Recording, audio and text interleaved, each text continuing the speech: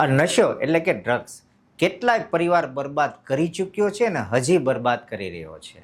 આજે આપણે ઇન્ડિયામાં જોઈએ છીએ તો ઠેર ઠેર ડ્રગ્સના વ્યસનીઓ મળે છે. ખાસ કરીને યુવાનો, કોર્પોરેટ યુથ અને અમુક તો કોલેજના સ્ટુડન્ટ્સ પણ આજે નશાની રવાડે ચડ્યા છે.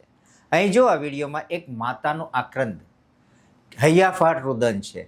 જે આજે આ સ્ટોરી છે એમાં એવું છે કે આ પંજાબનો એક પરિવાર છે કે જે આ માતા રડી રહી છે. એણે ઓલરેડી એમના 4 દીકરાઓ તો આ નશામાં હોમી દીધા છે, એટલે કે એમના 4 દીકરાઓનું ડ્રગ્સના નશાના લીધે મૃત્યુ થઈ ચૂક્યું છે અને આજે 5મો દીકરો મરણ પથારીએ ફર્યો છે. વિચારો તો ખરા, એ મા બાપની શું હાલત થતી છે કે 5 દીકરા, સંતાનોમાં 5 દીકરા અને 5 જો ડ્રગ્સના નશાને લીધે જ મૃત્યુ પામે, એ મા બાપને હવે શું વિચારવું, શું કરવું?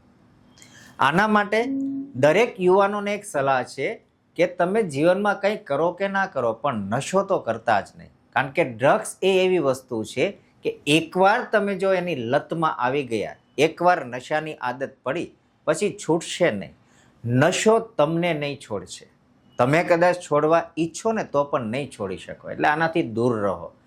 નશાથી છુટકારો એક જ છે, એ છે તમારું મોત. એકલાનું નહીં હો, સાથે સાથે આખો પરિવાર લઈને ડૂબશો. કારણ કે આ ડ્રગ્સ છે ને કોઈને નથી છોડતું ને એટલે જ કહેવાય ને કે ઉડતા પંજાબ. કારણ એવું છે કે પંજાબમાં ડ્રગ્સના નશાખોરો, ડ્રગ્સનું આ જે ઝાડું છે એ બહુ જ આકરું છે. અને આ ધીમે ધીમે આપણા ગુજરાતમાં પણ આવી રહ્યું છે. આપણા ગુજરાતમાં પણ યુવાનો આ નશાની હાલતમાં જ્યાં ત્યાં દેખાય છે.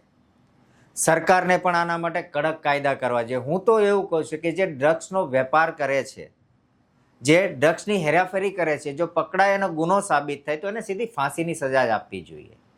બાકી જો હળવા ઢીલા કાયદા રાખીશું તો આ દૂષણ ધીમે ધીમે બધાના ઘરે પ્રવેશી જશે. ખાસ માતા પિતાને સલાહ છે કે તમારું બાળક ક્યાં જાય છે, કોની સંગતમાં છે, ક્યારે આવે છે, થોડી ઘણી આડી નજરે પણ એના પર નજર રાખો. અને યુવાનોને ખાસ અપીલ છે કે આનાથી દૂર રહો. નશો કરવો જ હોય ને તમારે તો તમારા કરિયરનો કરો. જીવનમાં કંઈક કરી બતાવવાનો નશો કરો. તમારા પરિવારને જે આજે આર્થિક પરિસ્થિતિ ખરાબ હોય તો સદ્ધરતા તરફ લઈ જવાનો નશો કરો. બાકી આવા હલકા નશામાં તમારી જિંદગી બરબાદ નહીં કરો.